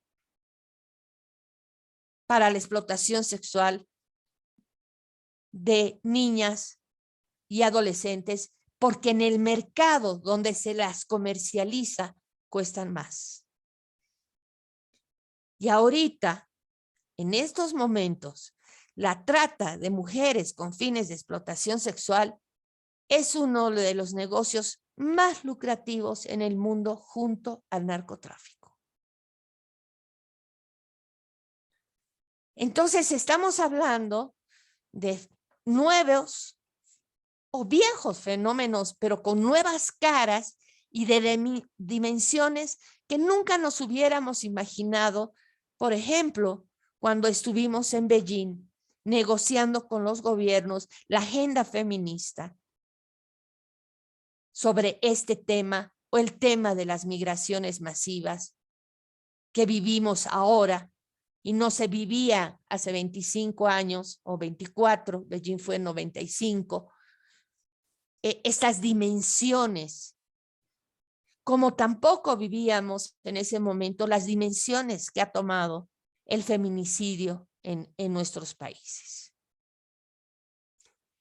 Entonces las discriminaciones se dan porque somos mujeres, principalmente sujeto mujer, por la pobreza relativa o extrema, por la clase, la pertenencia cultural, las opciones sexuales o identidades de género, el acceso a necesidades.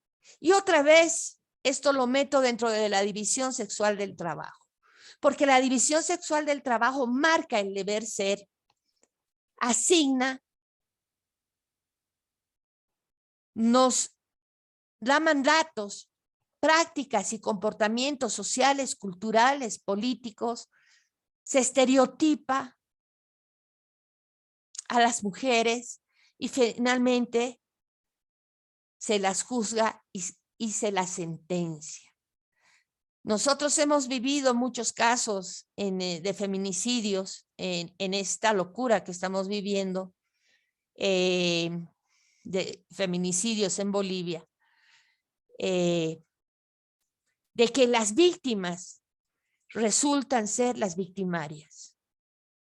Es que provocó, es que estaba borracha, es que estaba drogada,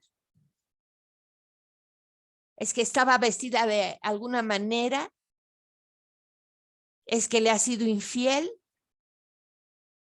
es que hemos vuelto a la época de las cavernas. Y ahora por eso las matan, por celos. Si no eres mía, no eres de nadie. Y eso te da el espacio privado. ¿Eres mía o no eres de nadie? Si una mujer lo quiere dejar a su marido que además le es infiel, pero nadie opina del marido que es infiel y es golpeador, pero sí la sociedad juzga a esa mujer. Y ahí tenemos que repensarnos hombres y mujeres, feministas o no feministas. ¿Qué pasa con nuestras vidas privadas? íntimas. ¿Qué pasa con nuestras conciencias? Porque muchas veces nosotras también, dentro de los espacios en los que trabajamos, que incidimos, no construimos muchas veces relaciones de igualdad. No nos reconocemos entre las diferentes y que las diferentes nos necesitamos para avanzar hacia esa agenda pendiente que es empezar a construir caminos de igualdad, desde abajo hacia arriba y de equidad. Porque también entre nosotras hay relaciones de poder y no necesariamente son sanas. Yo sí creo en las relaciones de poder democráticas, creo en la autoridad, creo en las especialidades. Yo creo tener algunas especialidades y no tengo otras, pero tiene mi compañera. Y ahí tengo que hacer alianzas para que nuestra incidencia y nuestro activismo sea más efectivo y no se quede en una concepción de evento, que es lo que nos hemos acostumbrado a hacer en los últimos 20 años. Eventos que salen maravillosos, pero que no tienen sostenibilidad en el tiempo, porque dependemos de recursos que cada vez son menos, dependemos de recursos económicos, dependemos de recursos humanos, porque nuestros liderazgos muchas veces son débiles en la argumentación, porque tenemos que hablar desde la política en defensa de los derechos humanos y no simplemente desde las emociones, sino desde la racionalidad, porque tenemos razón por lo que peleamos. Y no es revictimizar más a las mujeres, que pobrecita, algo habrá hecho, no, su marido era alcohólico, no, ¿cómo va a ir pues también con 4 chicos ahí, está provocando? No, sino pensar el por qué suceden esas cosas y cuáles son sus consecuencias. Y sus consecuencias mayormente son irreversibles. Cuando una mujer, después de haber denunciado sistemáticamente la violencia en las instancias donde deben denunciar y no le han hecho caso o le han dicho volvete mañana, o esa mujer que le han dado 2 puñetes y haya denunciado, pero no te han hecho nada, es que hay que llegar a las policías o a las oficinas sangrando, despedazadas, no sé, para que nos tiren pelota, da cuenta de la falta de acceso a la justicia que tenemos en nuestros países, porque las justicias no son independientes.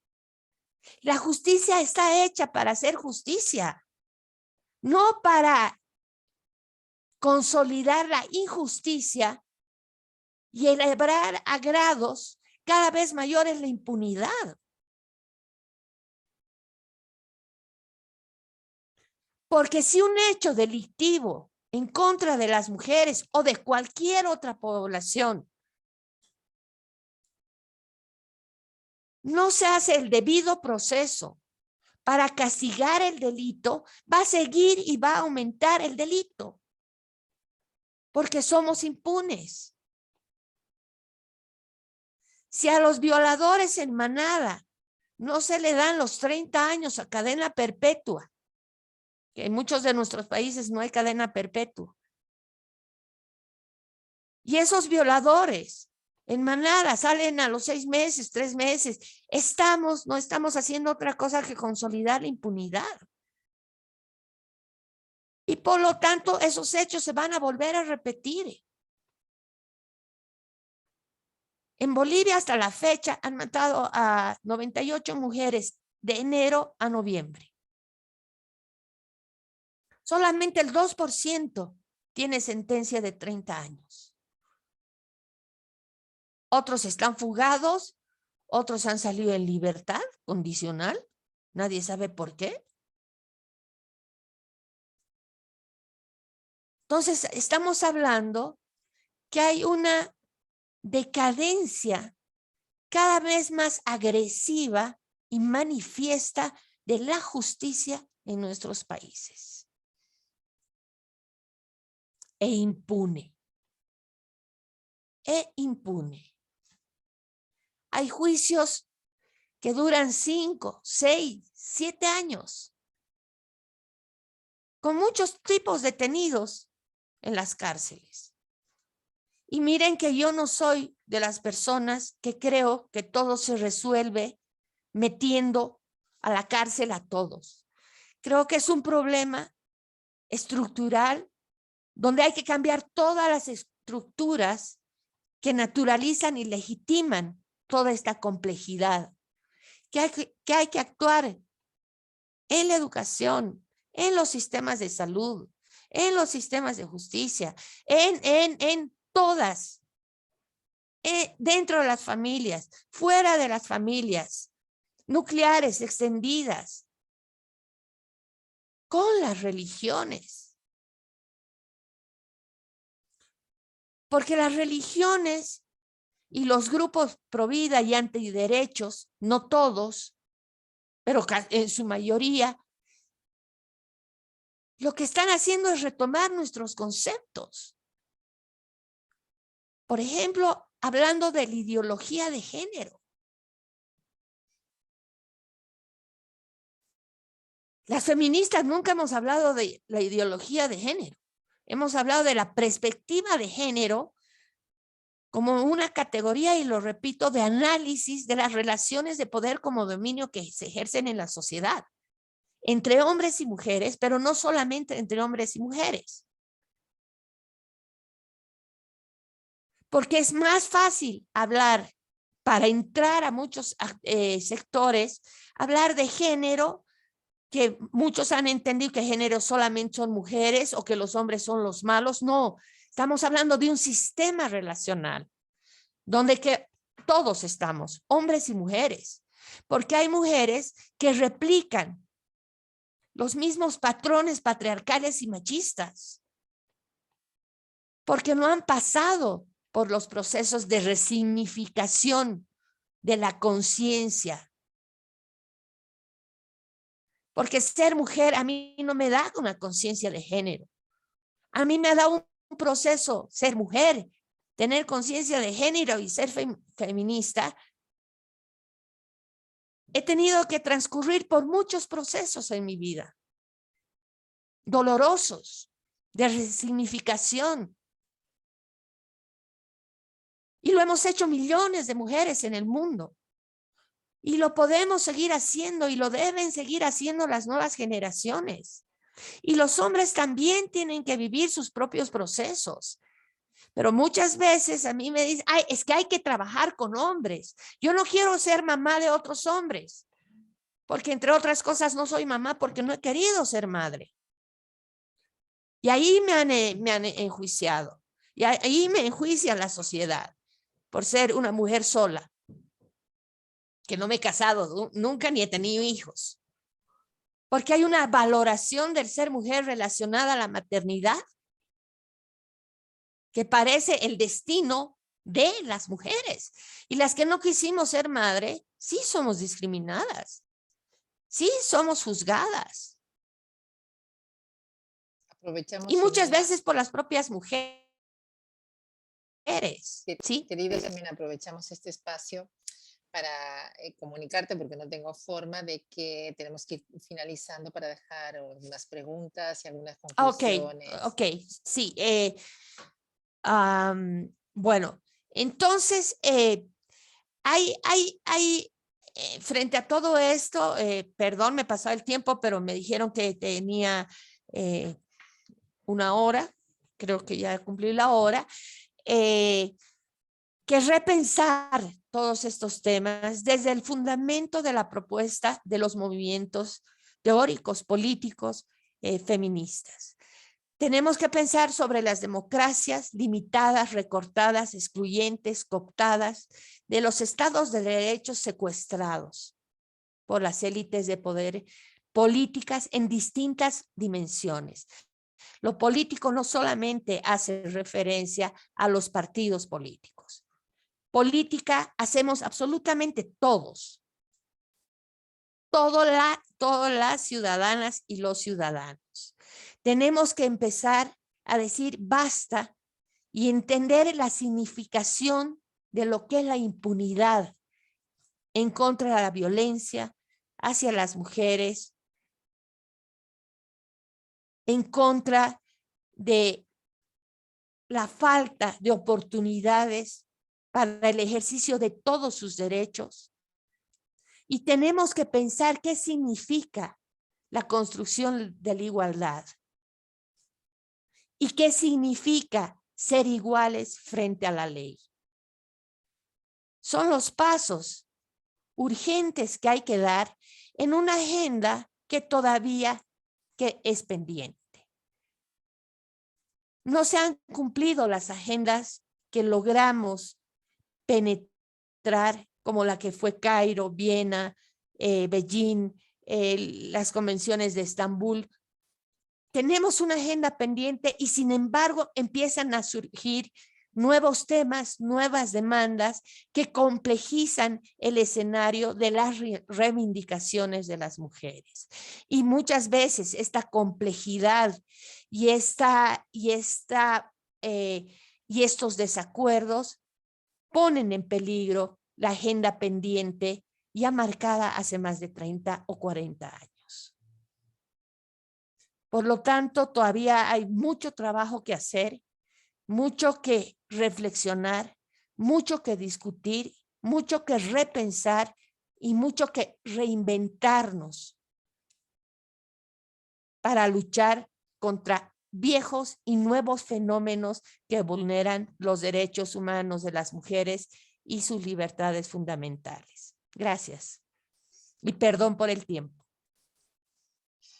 No, excelente, Ximena. Vamos a dar turno a algunas preguntas y si no son preguntas, al menos si alguien quiere pues, comentar algo o referirse a algo, decir que en este espacio y toda la trayectoria que tú nos has hecho discurrir respecto a los derechos humanos y cómo puede ser o cómo es que en la actualidad estemos donde estamos, a pesar de toda esa legislación, a pesar de toda esta cuestión, mañana 25N, hay marchas a lo largo de toda España, de todo el territorio español, pero yo creo que es mundial, ¿no? Ese 25N que tiene que ver con las hermanas Mirabal y el asesinato, que ahora sería el feminicidio de ellas por parte del gobierno de facto de Trujillo, que es lo que festejamos mañana 25N, en España se sale con un hashtag que se llama Hartas. ¿Por qué? Bueno, pues que en lo que llevamos del año ya llevamos un número importante de mujeres asesinadas. Desde el año 2003 son 1.118 mujeres. Algunas no están contabilizadas porque no hay registro de ellas. Un porcentaje importante de esas mujeres son mujeres migradas. Entonces la campaña que se va a sacar de forma universal es Hartas, precisamente porque no se llega. Y creo que tiene mucho que ver con que dice que los estados en crisis no responden a las necesidades de las y los ciudadanos. Fundamentalmente esa es la cuestión. Pero también es cierto, y ahí me pareció muy importante algo de lo que hablaba Marilis Pagán Jiménez. Marilis decía que ellas trabajan sobre un modelo de activismo político para las mujeres, o sea, para que ellas sean las propias actoras en la demanda de esos derechos a nivel de las políticas, ¿no? Y creo que es una parte de lo que nos falta a la ciudadanía.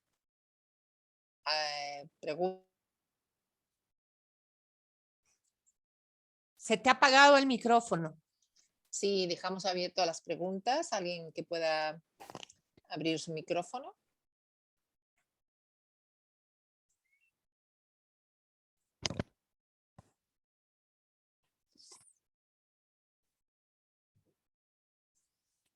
¿Sí? ¿Estáis ahí, compañeras? Creo que sí, que todavía seguimos algunas. Ya nos faltan unos pocos minutos para concluir esta primera sesión. Así que bueno, pues la que quiera intervenir, pues adelante.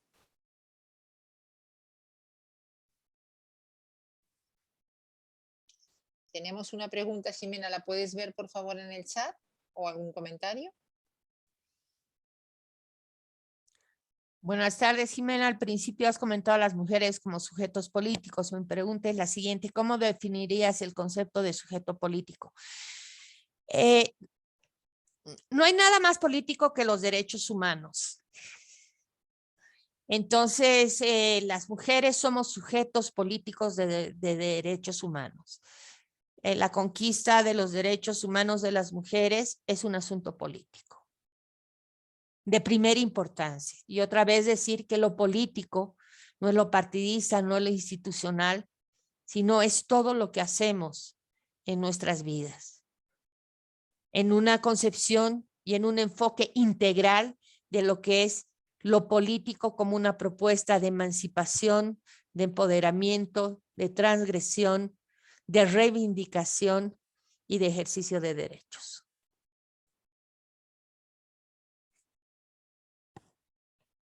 Gracias, Ainhoa, por la pregunta. ¿Alguna intervención más? Que si no se animan a utilizar el micrófono, pues perfectamente pueden colocarla tal como lo ha hecho Ainhoa. Yo sí, Ximena, quizás por esto de ser positivas, ¿no? Que a veces cuando escribimos un texto con las compañeras, porque la realidad a veces nos supera mucho, ¿no? Y sobre todo cuando alguna compañera es agredida con las agresiones que tenemos, con las agresiones sexuales que están a la hora del día, con los acosos, con todo lo que tiene el proceso que tiene que pasar una mujer para demostrar que le ha sucedido, pero además con la precariedad, con la pobreza, etcétera, etcétera, con los movimientos migratorios y con la situación especial que tiene España en cuanto a la migración, porque durante 3 años, por una ley de extranjería que es perversa, están en el limbo. Con todo eso, que es lo que uno en primera línea está trabajando y ante la frustración de todo lo que eso nos puede provocar, rescatemos cuestiones positivas para no terminar, digamos, el primer día con demasiada carga. Intentemos mirar un horizonte. Yo creo que una de las cuestiones positivas que puedo rescatar es quizás el movimiento feminista joven. También puedo rescatar que incluso las que no somos tan jóvenes no hemos tirado la toalla, ahí seguimos todavía en la batalla. Yo creo que son 2 cuestiones también importantes. Y quizás tú me puedes ayudar a ver espacios que sean positivos o situaciones que puedan permitir ver un poco de luz. A ver, yo estoy haciendo un enfoque muy autocrítico, pero tengo miles de cosas positivas. Creo que todo lo que hicimos en los últimos 40 años ha tenido sus efectos. También porque las mujeres se empoderan más, hay más abuso y hay más violencia. Creo que hemos transcurrido en la búsqueda y en el reconocimiento de nuestros derechos de manera significativa, pero no es suficiente. Y creo que tenemos que seguir las rutas renovadas de reflexión, porque hemos hecho muchas cosas bien, pero también tenemos muchas limitaciones y hay que reflexionar con esperanza, con ganas, con militancia, con activismo, con corazón y con razón para seguir avanzando. Yo no he tirado la toalla y no la pienso tirar más que cuando me muera. Como muchas, la mayoría de las mujeres de mi generación, que no tengo 80 ni, ¿no? Vengo de una generación de los 60, no hemos tirado la toalla. Pero sí nuestras reflexiones por la misma vida vivida tienen un enfoque posiblemente diferente y es más autocrítico y menos autocomplaciente. Pero eso no significa que no reconozcamos todos los avances que han habido. Tenemos leyes, no se cumplen, pero tenemos leyes. Y obviamente las nuevas generaciones se enfrentan a un mundo global distinto al que nos hemos enfrentado nosotras y a los que se han enfrentado nuestras ancestras. Porque la correlación de fuerzas geopolíticas cambia, porque hay nuevos fenómenos, etcétera. El mundo se mueve, es dinámico.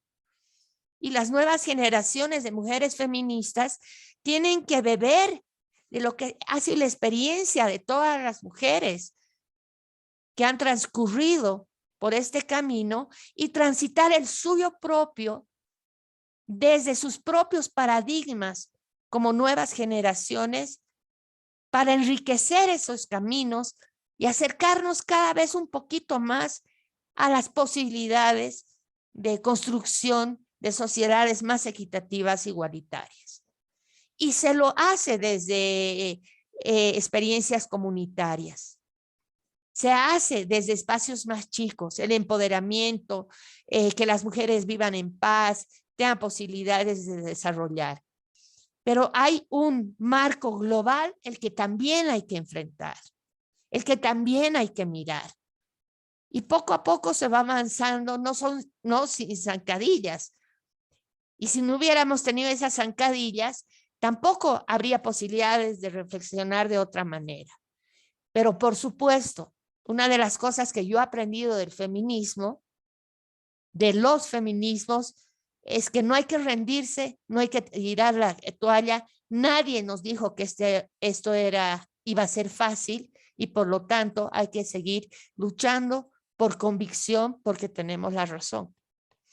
Entonces, ahí está mi esperanza, la apuesta por nosotras que vamos a seguir, por las nuevas generaciones y todas las que van a venir a seguir luchando por lo que creemos que es justo y son derechos. Muchísimas gracias, Ximena. Si no hay más preguntas, justo cumplimos el horario. Yo le pediría a las participantes que no dejen de estar a nivel online, las que puedan de forma presencial, obviamente, pero como hay gente de afuera, pues a nivel online. El viernes en la Universidad de la UPV, en el campus de Guipúzcoa, la Facultad de Psicología, para escucharles a Paola Contreras Hernández, doctora chilena. Os va a encantar, os va a gustar mucho el discurso.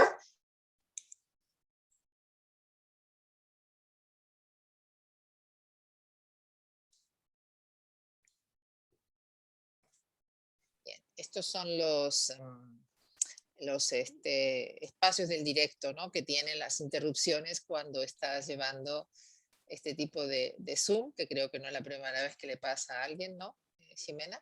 Que hay interrupciones en el ambiente. Así que bueno, muchísimas gracias por escucharnos, muchísimas gracias por haber compartido la tarde desde Bolivia y desde Puerto Rico. Ha sido un placer, Ximena. Te pedimos, por favor, también, creo que, no sé si en la primera parte se le informó, este año vamos a hacer una sistematización del curso, que la compartiremos entre todas vosotras y vosotros. Así que ahí queda pendiente al final esa entrega, ese trabajo, cuestiones que iremos dilucidando y respondiendo también a medida que nos vayáis preguntando. Los esperamos el viernes y te dejo que cierres tú, Ximena. No, muchas gracias por la paciencia, por escuchar. Y yo creo que una de las cosas que es una iniciativa muy buena son estos espacios de formación, de capacitación, de reflexión con personas que estamos por el momento como docentes, que tenemos ideas parecidas, pero también enfoques diversos. Y creo que es una oportunidad participar de estos espacios, pensar, no necesariamente hay que estar de acuerdo con lo que dice una u otra, por eso también es esta idea de hacer un trabajo práctico que a partir de todo lo que escuchen de las que transitoriamente hoy estamos, entre comillas, como docentes, ¿no es cierto?, generen y convoquen a escribir sus propias ideas, sus propios pensamientos. Por lo tanto, valoro inmensamente la iniciativa de la Fundación y de la universidad para conversar sobre estos temas que a todas y a todos nos hacen ruido. Muchísimas gracias, Patricia. Yo voy a estar participando en la medida de las posibilidades en todas las sesiones para después con Patricia hacer una pequeña sistematización recibiendo las ponencias de las docentes, pero los trabajos que ustedes van a presentar posteriormente y para hacer una validación en términos también académicos de lo que significan estos procesos que son tan importantes para seguir avanzando con esperanza, con fe y con convicción. No con fe religiosa, sino con fe a construir un futuro mejor. Importante el matiz. Gracias. Yo también quiero dar las gracias a mi equipo, a Ibis, a Julieta, a Samantha, a Yune, a toda la gente de prácticas que nos acompaña y nos ha acompañado este año de forma muy especial y sumamente positiva para nuestro trabajo, porque sin ese equipo no se podría salir adelante, y también a nuestra compañera La Rights, que está apoyando mucho la gestión y la coordinación del curso desde otro país. Pues Milla Esquer, Ondo pasa, Suri, que sigáis muy bien y nos vemos el viernes. Agur. Agur. Gracias. Chao, chao.